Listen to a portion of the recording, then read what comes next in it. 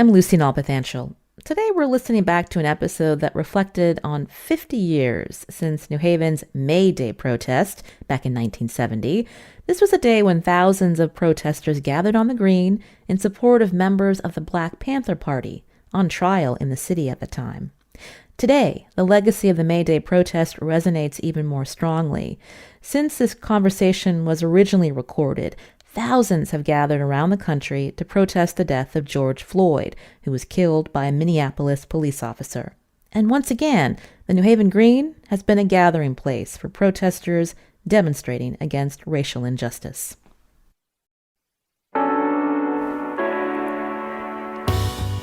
This is Where We Live on Connecticut Public Radio. I'm Lucy Nalpathanchel.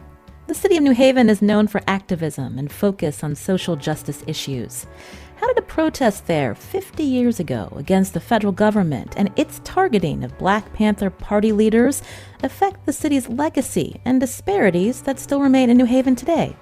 Coming up, we hear from Kurt Schmoke, the former Baltimore mayor and a Yale student during the May Day protests in 1970. The events that led up to that day involved a murder in the Elm City and what my next guest describes as the political trial of the century in New Haven. I want to welcome back to the show on Zoom, Paul Bass, editor of the New Haven Independent and co-author of Murder in the Model City, The Black Panthers, Yale, and the Redemption of a Killer. Paul, welcome back. Good morning, Lucy. It's so nice to hear your voice. Nice to hear you as well. I wanted to start off by playing a clip by Charles Quinn, who was reporting for NBC News back on May 1st, 1970. For days, the city's been filled with rumors that gangs of extremists were coming to New Haven, bent on violence and destruction. More than half of Connecticut's 700 state troopers were ordered to the city. They were kept out of sight, far from the downtown area. The Connecticut National Guard was also mobilized. In addition, 4,000 paratroopers and Marines were flown into military bases not far from New Haven. They were not used. The National Guardsmen were also kept well out of sight. After the rally started, some units were quietly stationed along side streets near the town green. Most of the demonstrators never knew they were there. And that audio from the Vanderbilt Television News Archive. So hearing this clip, Paul, describe what New Haven looked like on that day. Well, on May 1st, 1970, it was a ghost town. Stores were boarded up. People were staying home or leaving town. And there was this feeling, this ominous feeling in town that something terrible might happen. And yet there was also going on amid that feeling among some people that society was at a turning point and that we could find beauty and meaning. Back in 1970, New Haven was having a rally to support Black Panthers who were on trial in connection with a murder that had taken place in the city. And I do believe it was the civil rights trial, the political trial of the century. We had the Cinque Amistad trial in the 1800s. And this one really was framed as whether it was possible for a Black revolutionary to have a fair trial in America. Now, if that took place at a different time, it might not have caused as much attention. But this was also a time when American society was torn apart. We were now in the sort of twilight of the earlier phase of the civil rights movement, where people felt that despite progress with voting rights and desegregated lunch counters, which is, very, very important, that there was a limit to how much society was going to change, and there were deeper underlying injustices. And then there was big debate on what next steps are. And the Black Panthers were one group that were in the lead of that discussion. So when this murder trial was taking place, it got national attention about whether it was going to be a fair trial. In fact, I was just looking up the number because I had forgotten it, just to pick jurors for this trial. They had to question over 1,000 people over 17 weeks. It was a record in Connecticut because there were such strong biases in the community against the Panthers. And so groups that support the Panthers said we're coming to town, mostly white groups, saying we're going to burn down New Haven. Yale canceled question classes. People board up the shots. Despite what that news report said, people saw tanks in the streets. The National Guard's person I spoke to remembered how scared he was because he heard that they were going to shoot people. And really what happened at Jackson State University a couple of days later and at Kent State University in Ohio was believed to be the plan for New Haven. National Guard people were told if they shot an unarmed protester dead, they were going to not get in trouble, which is what happened those other places. I guess from the research I did on the book, I kept hearing about this trial. Being a reporter in Haven for 40 years, this becomes the thing you hear about. It has a legacy that touched everybody in our community. We still talk about what it means, but a lot of secrets came out over the years since then. Secrets about how the FBI, through a program called COINTELPRO, counterintelligence, was breaking the law to try to prevent what J. Edgar Hoover, the FBI director, called a Black Messiah. Any leader of color had to be stopped from succeeding, even if it meant death, and that there were illegal means used to prevent that from happening. So in New Haven, for instance, there were a lot of COINTELPRO papers I obtained that showed that they were trying to get Panthers to kill each other, which happened. So then for this trial, the reason it caused such attention was that the people who actually committed the murder were caught pretty fast. 2 of the 3 of them confessed. The third was convicted. So under any other definition of a murder trial, this was done. But because of the government's desire to take down a dissenting group, they put 2 leaders of the party, national leaders, on trial seeking the death penalty with little to zero evidence they had anything to do with the murder. It wasn't even claimed that they were present. And so that's what unfolded. But let's be fair, that was the moment. And I have a theory that I hope our other guests will see if they contradict. I believe that at a time when so many conspiracies were taking place in American society, that the real conspiracy was that groups that did not agree about how to function in society, the New Haven police that had a red squad illegally wiretapping people, Yale University, the Black Panthers, Black student groups that had their own concerns, were secretly meeting to try to stop the Nixon administration. And Paul, we're going to talk more about what was happening that day behind the scenes, also Yale's role, including the president at that time. But fill in some more details for our listeners. You had mentioned this murder that happened, also putting 2 leaders of the Black Panther Party on trial for that murder, despite there being a lack of evidence. Tell us more about those people, because one of them we'll be talking with soon, Ericka Huggins. Right. Well, I'm a little worried about time constraints here. What was compelling to a lot of people was how the party was even getting started. It hadn't been around that long in New Haven at that point. It got formed in February of the same year. New Haven was later to have a Black Panther Party because we had so much anti-poverty money flowing that people were kind of sedated by it. But Ericka Huggins came to New Haven to bury her husband. Her husband was born in New Haven. His name was John Huggins. He was sort of one of those young people thought were going to go do great things in life. He was a Black Panther shot dead by a member of a rival Black nationalist group in LA in a shootout by someone who was working with the FBI. Ericka Huggins, young woman in her early 20s, comes to bury her husband. And she had been arrested after her husband was murdered. And she comes to start a chapter. And then one day, a few months later, in the basement of an apartment complex called Ethan Gardens, which was one of those idealistic model cities programs, a tenant co-op. In the basement, this kind of like wild guy from New York who'd been kicked out of the Panthers, brought back in, brings someone who says, here's a spy. And it was kind of believable because I've learned in doing this book that half the members who would attend meetings were spies. I've talked to the spies, I've talked to people who reported the spies. It was true. But part of the insidiousness of that kind of government program is you never know who the spy is. So everyone is suspect. So they tortured and killed this guy who everyone immediately believed was not a spy, named Alex Rackley. And that was the murder. The police department knew they were killing him.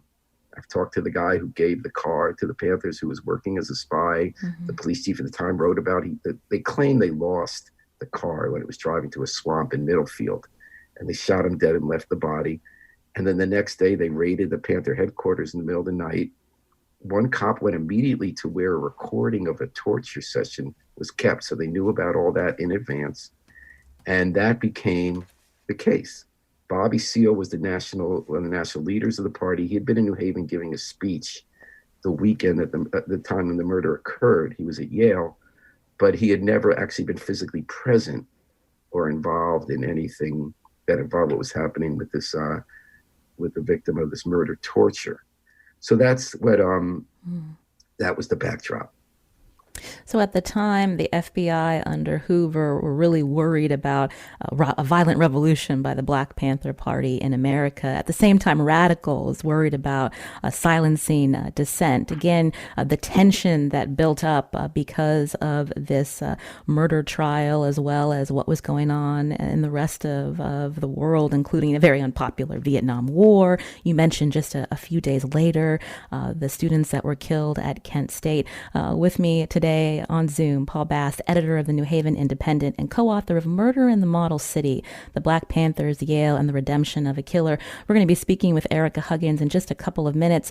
Briefly, Paul, how did this trial end? Well, first, I got to tell you that May Day did not turn into the bloodbath. Some right-wing groups did come into town. The Nixon administration said John Dean. There was a bomb that went off at a rink but didn't kill anybody. But the trial was interesting. In the end, it was a mistrial.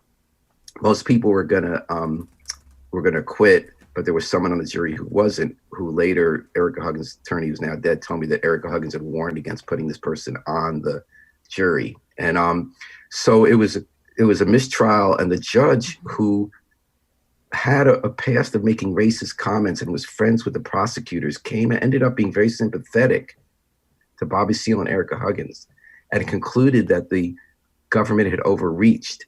And he actually said they've done enough time, and they were freed. And it was considered a great victory. And too much time in going now, but what I think, I know we can talk another occasion, I think there was actually a feminist component to this. Mm-hmm. I think that there was something about this trial that showed that male overreach was called out and kind of had something to do with the acquittal. But it's a long story on its side. Again, Paul Bass with us here on Where We Live. I'm Lucy Nalpathanchel. Coming up, we're going to hear from Ericka Huggins. Again, she was put on trial again in 1969 after the murder of a Black Panther named Alex Rackley. We're going to hear from her, and we're going to find out how the struggles involving race and justice then are still relevant in America today. You can join us too. Find us on Facebook and Twitter at Where We Live.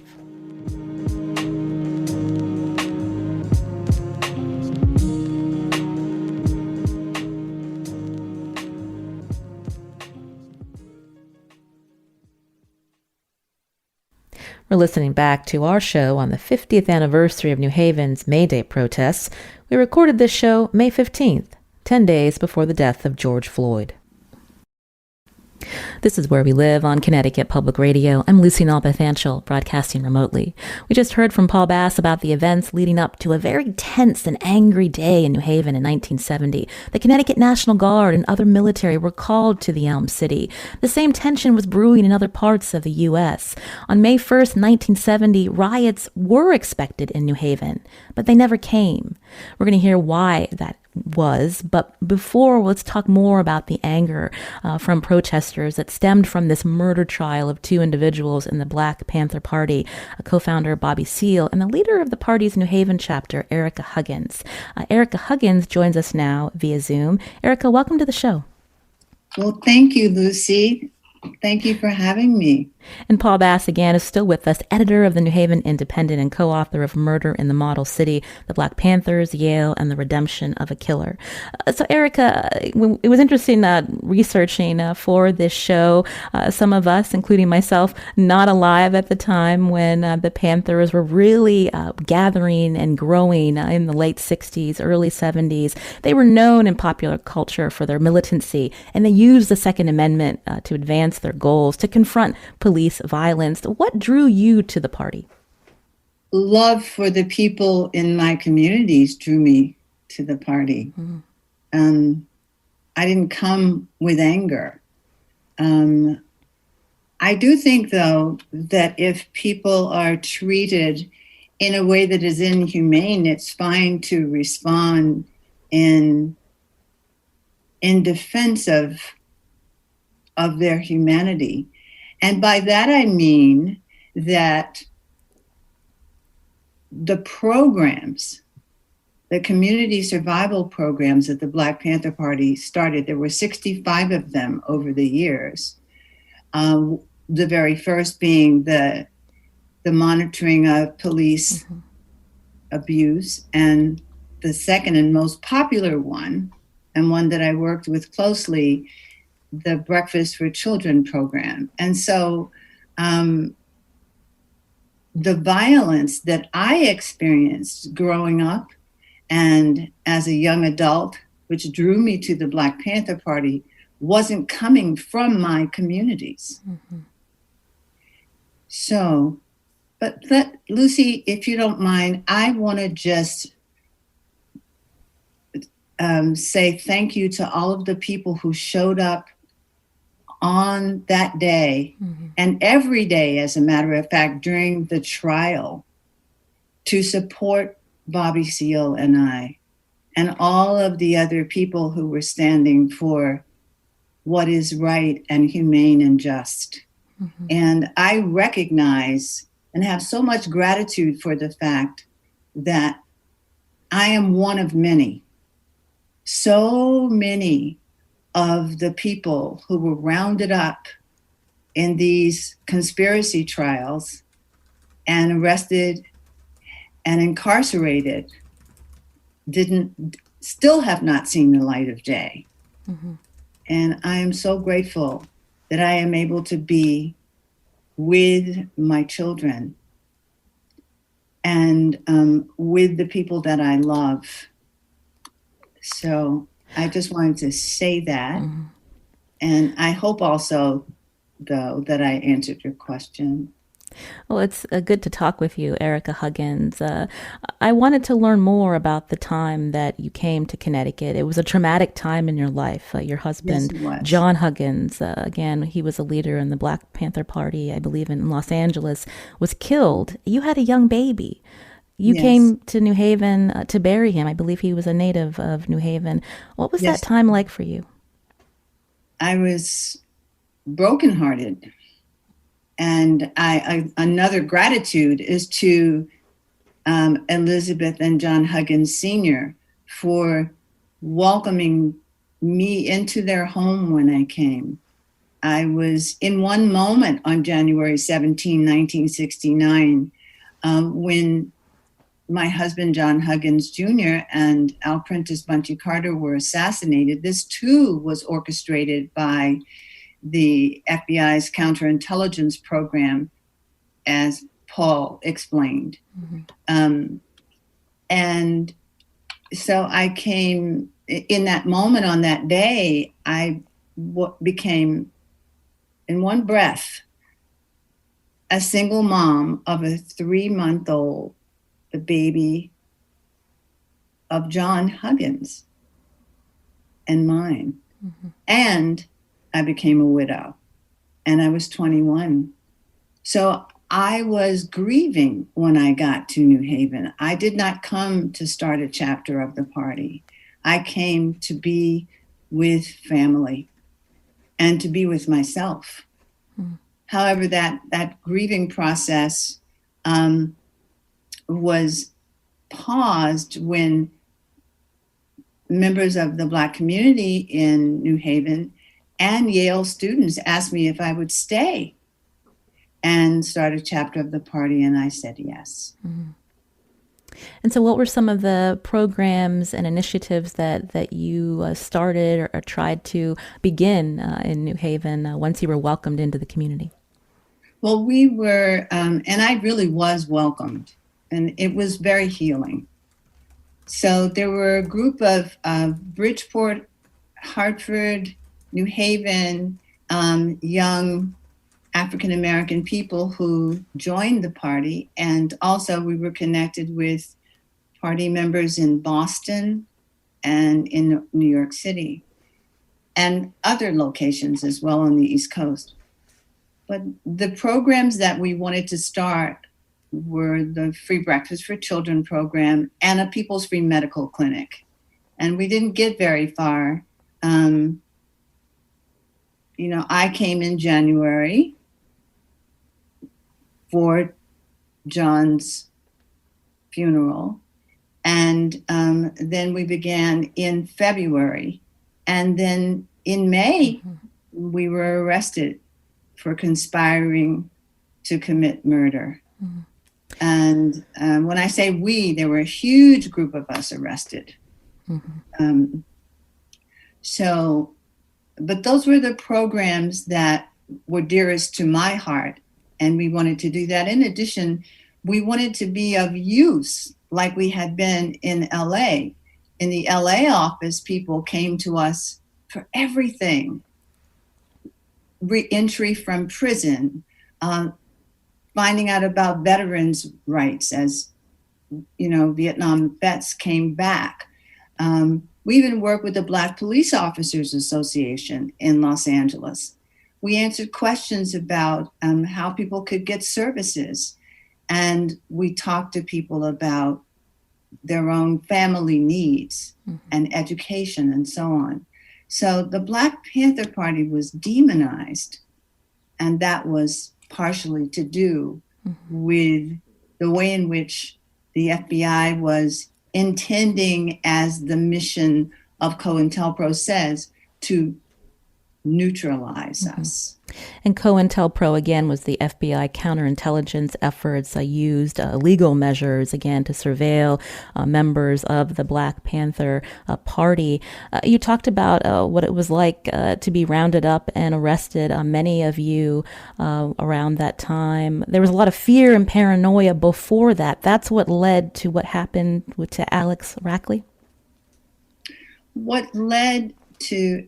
Yes, and what led to Alex Rackley's death was the fact that the FBI, in collusion with the New Haven Police Department, orchestrated it. And I can only say that there were so many agent provocateurs and informants, operatives of the FBI involved. And I didn't know Alex Rackley before the day that he was pushed in through the front door by another man who later became state's witness, who loudly declared that Alex Rackley was an informant. I could see in this young man that there was nothing about him that would bring harm. And by the way, Lucy, there isn't a day that goes by that I do not think of Alex Rackley.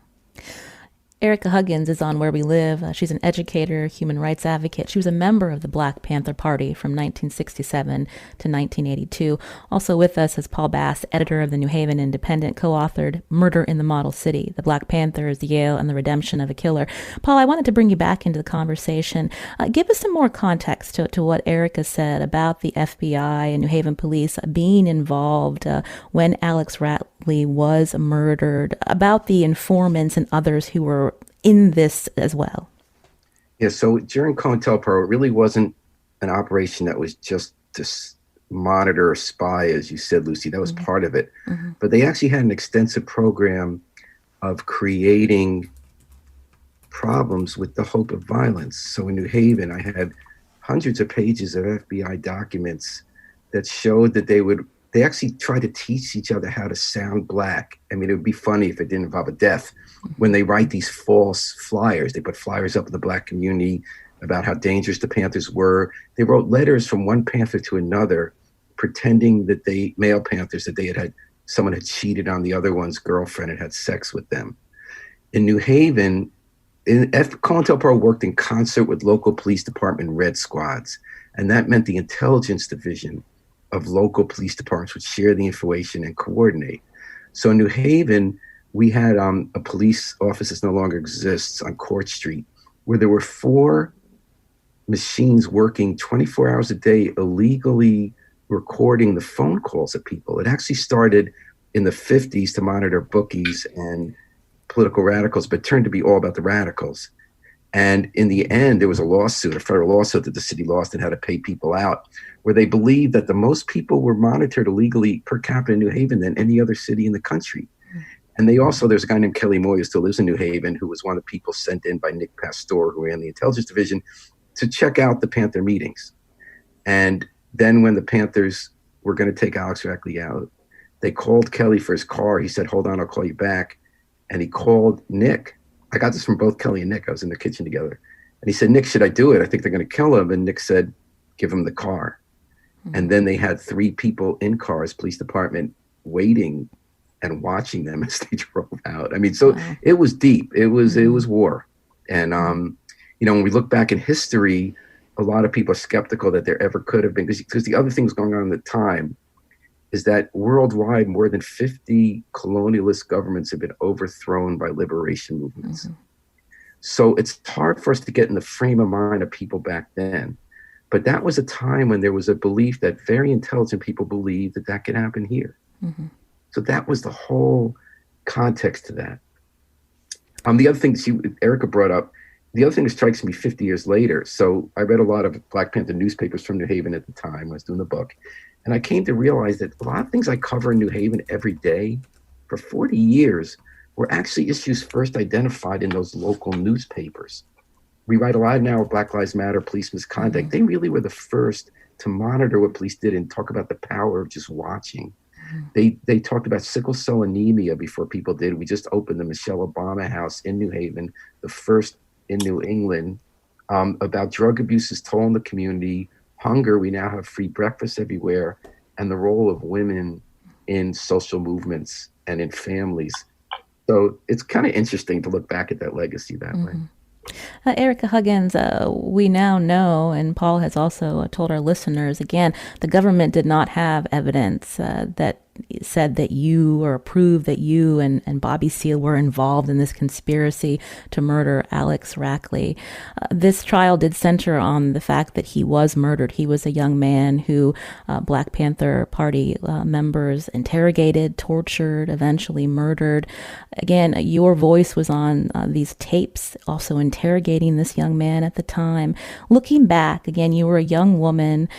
You had just lost your husband. You had a young baby. You were working within this party to make a difference in the community. But looking back at those events, what are your regrets? You said that there's not a day that goes by that you don't still think of him. Well, first of all, there are a number of things I would like to say. One is that I came grieving the death of my husband. And it wasn't a rival gang or rival organization that assassinated John and Bunchy. It wasn't the Black Panther Party that orchestrated any of that, nor members of it. But there was so much infiltration. And I want to say that that infiltration existed in New Haven. So at the time that John and Bunchy were killed, that would be Al Prentice Bunchy Carter. I was aware that something bigger, something more powerful was at play. And I had that same feeling in New Haven. We were all, Lucy, held hostage in that house. And so, though I didn't know Alex Rackley before I met him that day, when somebody brought him to that house, someone I did not know, someone who I don't believe was healthy or well at all, someone violent in a very direct way, and especially with women, encouraged me to do what you mentioned about interrogating Alex. We were all at the whim of this man who never once was kind, especially not to women. And then the trial itself was very male-centered, sexist, and sometimes misogynistic. By that I mean, when I was on the witness stand, I was badgered. And the judge, who, as Paul said, who became very gentle and kind, could see this and stopped the district attorney and asked if I wanted to take a pause. I thought that was humane. Mm. I was being badgered about, not about Alex Rackley, but about being a woman, about being a discredit to my husband. And I was asked how many sexual partners I had. Do you see? I'm trying to let you know that this was deeper than anything I could have imagined. Mm. When you were on that witness stand again, being grilled by prosecution, as you mentioned, asking those kinds of questions, did you think that at the end that you would ever get a fair trial as a woman? No, I did not. But thank goodness for another gratitude for the legal team that supported Bobby and I. Charlie Gary and a very wonderful local attorney with national impact, Catherine Rohrbach, Katie, who became my friend during those 2 years. She was one of the only people I could see regularly other than my baby daughter brought to visit me for 1 hour every Saturday by John's mother, Elizabeth Huggins. Mm. So that legal team became my voice. So Katie, being the very strong and powerful attorney and great human being that she was, spotted it immediately.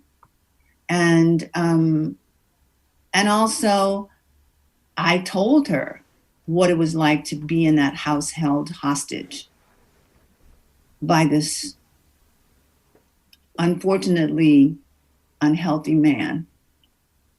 I don't know who he worked for. I wouldn't call him a Black Panther Party member. So that, I just wanted to say these things because I'm the one who was there. This is a part of my life. Mm-hmm. This isn't just, me reporting. Mm-hmm. So the days after the mistrial and I was able to walk freely, Bobby Seale was not. He was handcuffed and extradited to Chicago to stand trial, that horror of a trial where he was bound and gagged for wanting to defend himself. You're hearing Ericka Huggins on Where We Live via Zoom today. She's an educator and human rights advocate, also a member of the Black Panther Party from 1967 and 1982. Paul Bass is also here, editor of the New Haven Independent and co-author of Murder in the Model City, The Black Panthers, Yale, and the Redemption of a Killer. I'm Lucy Nalpathanchel. Again, this is Where We Live. Now that we understand more about the trial of Ericka Huggins and Bobby Seale, which led to the widespread protests, what prevented the violence from breaking out on May 1st, 1970 in New Haven? Yale University played a big role. We're going to hear about that and talk to former Baltimore Mayor Kurt Schmoke, who was a Yale student at the time. You can join us too. Find us on Facebook and Twitter at Where We Live.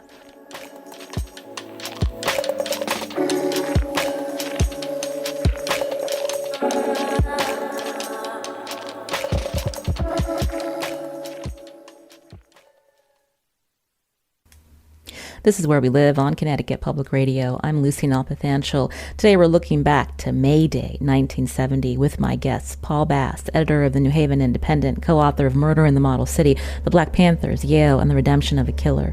Ericka Huggins is also here, an educator and human rights advocate, a poet. She was a member of the Black Panther Party from 1967 to 1982. Paul, I wanted to go back to you. So let's again talk about this Yale's role in helping keep these protests from boiling over. Let's start with Yale president at the time, Kingman Brewster. What do we know about him? So Kingman Brewster was an upper-class patrician Republican who was in a fight with other members of his class against the Nixon administration about the future of the Republican Party and the university. So he had opened Yale's gates to African-American students, reluctantly for women, but more enthusiastically for African-American students, to try to say there will be more of a meritocracy. And Nixon and his Vice President Agnew hated Brewster. And Brewster made a comment when they decided to suspend classes at Yale and open the gates of the university when protesters came. They said that they started attacking Brewster. Brewster said he had questions about whether a black revolutionary could receive a fair trial in America, which became the distillation for America of what was at stake. Mm-hmm. They found out that at Harvard, there had been a rally with white radicals in support of the Panthers a couple weeks before that, because they had closed gates. So they said, we're going to invite everyone in. But I don't think it was Yale that gets the credit for stopping the violence. I think it was a group of organizations that really united in a common interest despite disagreeing with each other. Secretly at night, while during the day, Jerry Rubin and others were trashing the Yale president, while the Yale police were illegally wiretapping the Yale president, the Black Panthers, the Black students, the Yippies, and the Yale people were meeting secretly at Kingman Brewster's house to try to figure out how to stop violence on May Day. Bobby Seale from jail made a recording that said this is not the right time for violence. The Black community in New Haven was very concerned about violence, asked people to stay home or had monitors.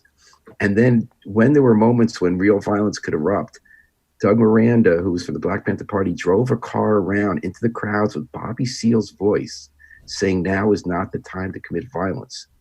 At one point, a person who was widely believed to have been infiltrated tried to get a crowd to attack the police. There was a little bit of tear gas and everyone ran into Old Campus while Allen Ginsberg chanted Om, and they wiped their eyes. So they had their little bit taste of revolution. But as I said, Lucy, what really didn't happen, and I think was supposed to happen, happened at Jackson State University and at Kent State, where unarmed protesters were shot dead.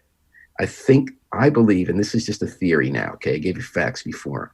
My theory is that the real conspiracy was the Black Panthers, Black students, Yale University, and even the police, who in other moments of the day weren't working together, stopped the Nixon administration and white motorcycle groups that did come to town and may have been responsible for bombings at the New Politics Corner and Ingalls Rings from turning New Haven into a bloodbath. And May Day became, for us locally, memorable, but nationally just a footnote at a time. And the other thing we forgot to mention, Lucy, was the night before May Day, it was revealed that we were starting to bomb Cambodia illegally.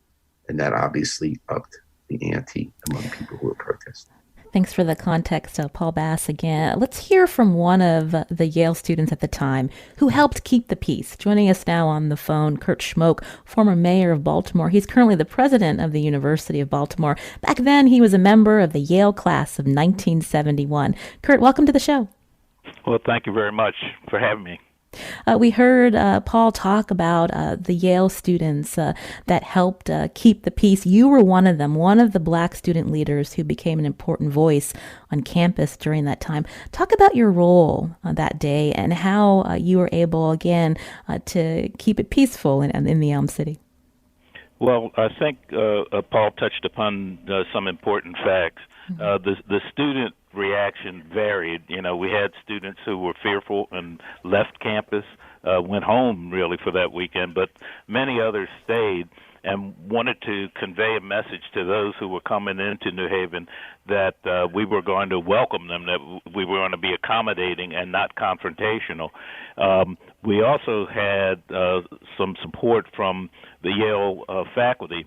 I think I mentioned, or maybe it wasn't mentioned before, that I was able to speak at a Yale faculty meeting. That's an unusual thing to happen. In fact, I'm told that was the first time that a student spoke to a full faculty meeting. But they responded pretty well by conveying a message of support for the students, and so that helped us as we thought about ways in which we could be accommodating to those who were coming into New Haven. Kurt, what did you tell the faculty at that meeting? Well, I told them that the student reaction was mixed and that we were looking to them as leaders, that they were the institutional leaders, and that other people, adults like the President of the United States and some others, had failed in their moral leadership role, and we simply asked them to take a stand. which they did, and that really helped a lot of students in terms of our reaction to those who were coming into New Haven. And I'll just give you a quick example. A year before this incident, I and a number of other students had proposed the creation of a child care center, which the university didn't have at the time. We were doing a lot of work, and then we noticed that a lot of these demonstrators coming in actually had little kids. So we converted our residential college, Davenport College, to a daycare center for the period of that May Day demonstration and the day before and the day after. So that's unlike some other universities that would have, the thought of converting a dorm or the residential college to daycare for protesters, wouldn't have been acceptable, but it was acceptable here at Yale. When May Day finally came, what are some of the memories that stick out to you that day? Well, one of the real striking memories for me was when National Guard troops came in, and they were lined up along York Street. A number of students, I included, went over to talk to them, and I just remember how young these guys were, that they really didn't want to be there, and we made a decision to try to be as welcoming as we could under the circumstances. But that really struck me, the age of those guards. And then the other memory, of course, Paul made reference to tear gas on the that was launched on the old campus. That was kind of a strange memory of somebody sitting there reading poetry while there's tear gas around, but that actually occurred. Kurt Schmoke, we've mentioned earlier on the show, just days later, 4 unarmed students were shot dead by the Ohio National Guard at Kent State. Looking back, a sense that things could have really gone differently if you and others hadn't worked really hard to keep the peace. Absolutely. When I think about it, I do think about Jackson State and Kent State, the things that occurred there. And I know that a lot of work, some that I was not even aware of, because there were a number of African-American students who were working in the community. I was working mostly in the university to help make sure we had a safe environment, but other students were working in the community. So we were just very fortunate that we had leadership from our president and the faculty, students and others, and even the campus police were accommodating. So that was stand in stark contrast to what happened at Kent State and Jackson State. Well, I want to thank Kurt Schmoke for joining us here today on Where We Live. Again, former mayor of Baltimore, currently the president of the University of Baltimore. He was a member of the Yale class of 1971. Kurt, thank you for your time. Thank you very much. We just have a few minutes left here on Where We Live. I wanted to go back to Paul Bass and Ericka Huggins, who are still with us on Zoom.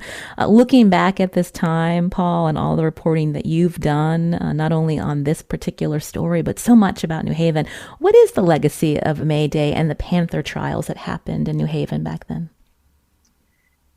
I guess I boil it down to, we can have justice. It's really hard. It takes a lot of work, and you're up against a lot. And that ideas are powerful.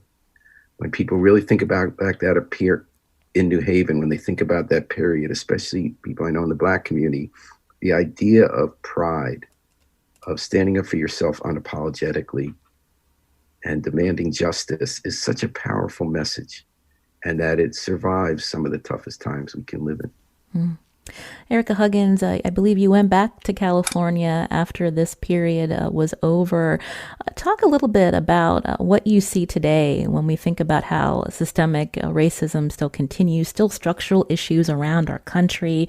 Again, people are still protesting when there is police violence against unarmed individuals.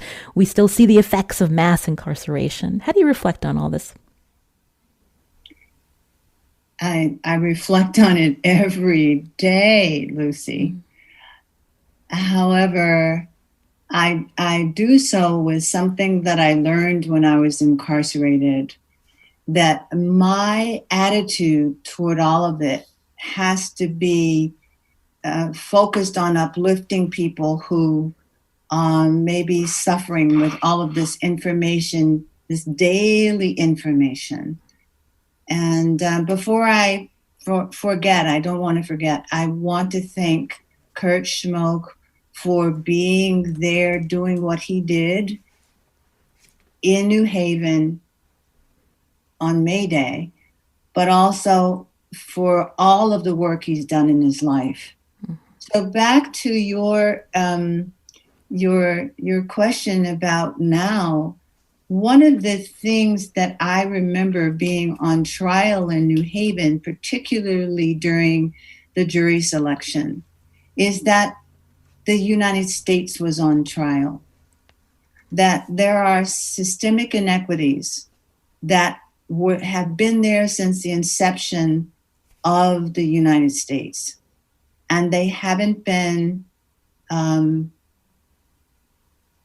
these systems haven't changed. They haven't transformed.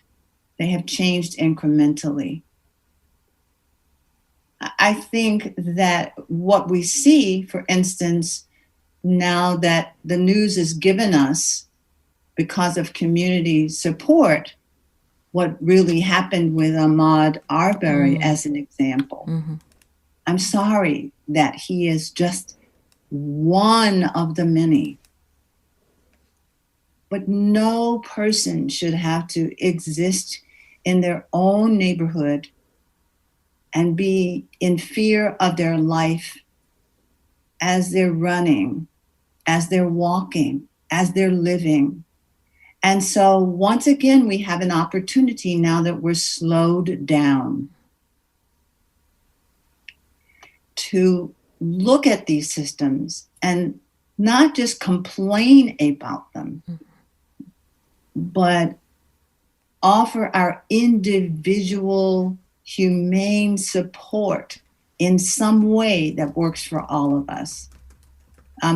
It will continue to exist. Dismantling systems that do not support humanity is a long-term endeavor, but we have to be willing and not just wait for someone else to do it. That was former Black Panther Ericka Huggins. 10 days after we recorded with Huggins, George Floyd was killed by a police officer in Minneapolis, sparking protests in cities across the country, including New Haven, against police brutality and systemic racism. After seeing violent clashes between police and protesters, the story of how the May Day protest was able to stay peaceful is particularly relevant today. I'm Lucy Nalpathanchel. Today's show was produced by Carmen Baskoff. As always, thanks for listening.